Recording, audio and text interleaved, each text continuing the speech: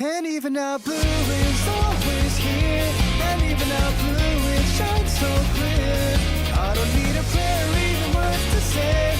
No matter what I do, I'll never reach your can't. Colors of summer are streams on my heart. And rolling like that from my cheeks is the sound of love to start. The words I have for you are stuck. It just feels like a curse that I can't contain.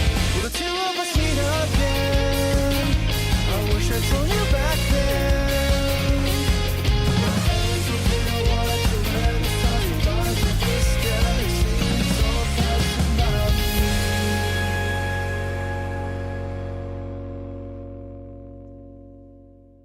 Hey guys, TDI Fan is back and welcome to another video. In this movie review, I will be discussing the film Kung Fu Panda 4. Boy, you have quite a lot to say. This might be my longest movie review so far. But yeah, so Kung Fu Panda 4 recently released out in like everywhere probably this weekend. And I got the chance to see it. And now it's time for me to give you guys my thoughts on the film. So for a while, I was pretty excited for this movie. I mean, like out of all the movies coming out this year, my second most anticipated movie was Kung Fu Panda 4, which was kind of crazy. I was legit that excited for it because I'm a huge fan of the Kung Fu Panda trilogy. Honestly, it's probably, when it comes to which trilogy is more consistent in DreamWorks, I'd say the Kung Fu Panda and How to Train Your Dragon trilogies definitely take the top spot. Those two, I legit cannot decide because I would say each film in those trilogies are each are really great. I gave them all a 10 out of 10. Each of those Kung Fu Panda films and the How to Train Your Dragon films. So of course, when I found out that Kung Fu Panda 4 was gonna be made, I was excited. I remember back then I heard that they were planning to do 6, and then they kind of stepped away from that idea. But now that the fourth one's here, I'm guessing a 5th and 6th might be possible as well.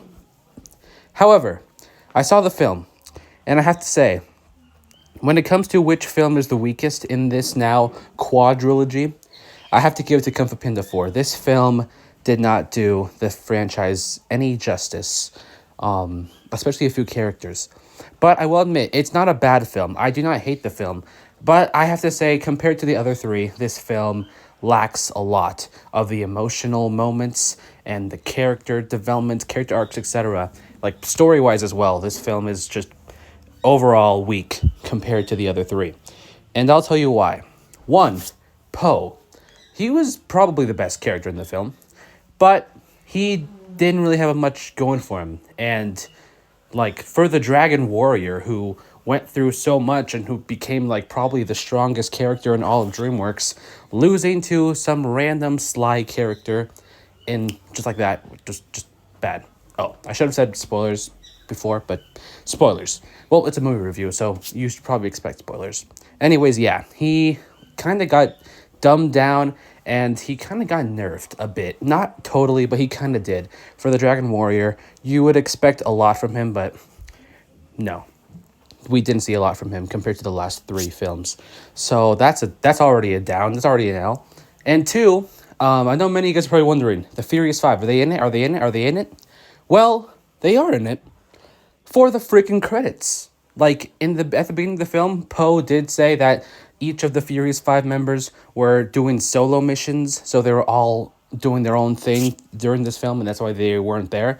But then at the very end, in the credits, with what we all expected, the new Fox character to become the next Dragon Warrior, which, yes, she is the next Dragon Warrior, and I have very mixed feelings about it. But she is it, and there's nothing else we can do. But at the very end, while Po was going to train her, he said, "Oh, I brought some help." And the Furious 5 shows up. But they don't have a single line. None of them do. Only Seth Rogen. And all he did was scream. That's it. You only hear Mantis scream. And at least they brought Seth Rogen back just to scream for only one time throughout this entire film. So if you were expecting to see the Furious 5, don't get your hopes up. You only see them for a minute. And it's not even great.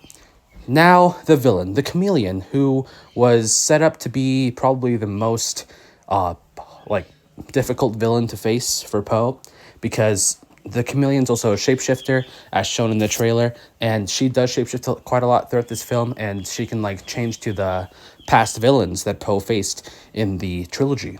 So that was probably like the one thing that I was really excited to see in this film. I was so happy that they revealed that the villains from the past will come back, especially like Tai Lun, because like we haven't seen Tai Lun ever since the first film, and now we can see him again after like over 15 years. It's great. But they really did not do these characters justice. They did these villains so dirty. Like, if you expected Shen and Kai to, like, speak, don't. Because they show up, but they do not speak at all. Not a single line out of their mouths. Only Tai Lun has a little bit of dialogue, because he was the more focused villain out of the bunch. Which is actually a great thing, because for Tai Lun fans, you'd like it. But also, you probably won't, because he only talks for like 2 minutes. We only see Tai Lun for like 4 minutes throughout this entire film. And that was honestly very disappointing, at least for me. And for many people who expected this film to be like a big, film for nostalgia for people who've seen the last three and expect like a giant fight in the end, don't. Because somehow Poe loses, the Dragon Warrior, somehow he loses, and it was actually the Fox character who ends up defeating the Chameleon. For the first part, the Chameleon does get back up, but then Poe takes her down like in a second, which like finally we can see his true power. But still, this film is just very overwhelming and not in the best way.